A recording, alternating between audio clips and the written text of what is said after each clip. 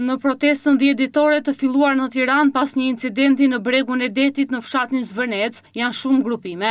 Më poshtë po bëjmë një renditje sipas një vëzhgimi pas një paragjykim. Qytetarët e ndershëm, të parët janë qytetarët që shkojnë në protestë, duke reaguar për padrejtësitë e këtyre 35 viteve nga fillimi në fund. Familjarë që kanë humbur prona, janë vjedhur, kanë punuar 35 vite, e s'u del pensioni as për ilaçe, biznese të vogla, opozitarë që gjithmonë votojnë kundër pushtetit, njerëz pa parti. Të gjithë këta kanë një mbushje shpirtërore dhe rebelim ndaj pushtetit, kryesisht ndaj Edi Ramës, pas 13 vitesh qeverisje në vend. Pse jo? Ngarkesa edhe ndaj Berishës. Ky i fundit shihet si pengmarrës i opozitarizmit dhe zgjatës i pushtetit të Ramës. Këta të parët janë pjesë e fortë morale e protestës, që sa u ndez pak një kandil shprese, i shkuan nga pas. Kush i thiri, si i thiri e kush manipulon, si përket këtij grupimi. Influencerët dhe VIP-at e paguar nga Erion Veliaj, influencerët që bëjnë thirrje në rrjete, janë një grupim tjetër i diskutuar, shumë prej tyre në fushatën e Erion Veliajt në zgjedhjet e 2023-shit, apo mbështetës të hapur të Ramës në 2025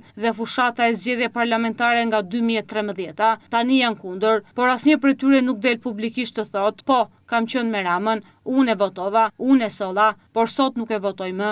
Ata janë më shumë për show, shkojnë pas turmës për më shumë djegës, sa për pelikanët, as u ndjen hiç, e jo më për pronat apo mbushja që mund të ketë grupimi i parë. Morali i tyre janë djegës në rrjete, të fitojnë para dhe shërbim ndaj Erion Veliajt, si pagatori i tyre në disa mënyra. Sorosianët, po, organizata e Sorosit, janë në protestë nëpërmjet disa partive të reja, por edhe organizatave të ndryshme si LGBTQI+ dhe të tjera shoqata dhe individ që ndodhen në shesh, të gjithë të identifikuar, Arlind Qori, Adriatik Lapaj, Gjeni Karaj, apo edhe organizatori Gjergj Erebara, janë disa nga elementët kryesor të protestës, përfshi këtu njerëzit e tyre që marrin mikrofonin sipas një dirigjencë të mirë organizuar, që do ta sjellim në një tjetër material. Arlind Qori, neokomunist, me një grup të rinj që shkon në protestë, por ai ka shkuar përtej, ka deklaruar se ka filluar organizimin që në Zvërnec dhe është aty kundër investimeve të huaja dhe është kundër biznesit. Adriatik Lapaj duket shumë pak në protestë, por aty qëndrojnë njerëzit e tij që bëjnë thirrje publike për pjesëmarrje dhe rritje të numrit të njerëzve që duhet të jenë në shesh.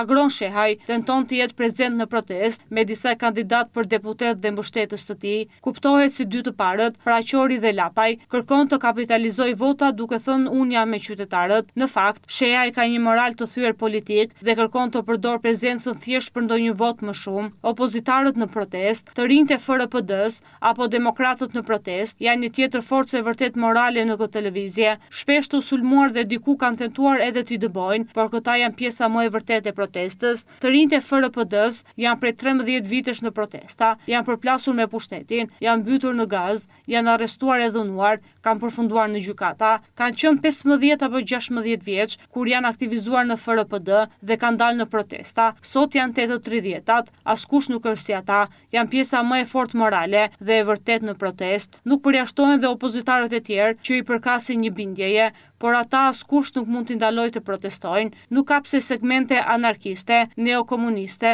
dhe dirigjenca të Sorosit vërsulen me akuza kur shumica atyre që hedhin akuza janë ata që e sollën dhe i zgjatën pushtetin Ramës. Disa janë aty dhe për të shërbyer shaut të kryeministrit. Morali dhe imoraliteti në protestë janë të gjithë, qytetarët e lirë, me moral dhe të mbushur me urrëtitjen e padrejtësive, qytetarët e vërtet që i kanë qëndruar përballë pushtetit në 13 vite, partitë e reja të vogla marksiste dhe gjoja moraliste, organizatat e Sorosit, LGBT-t, pra një përzgjerje ekstreme që vjen nga vlera dhe morali që i ndezi Pelikani dhe Zvërneci, por po i shuan imoraliteti.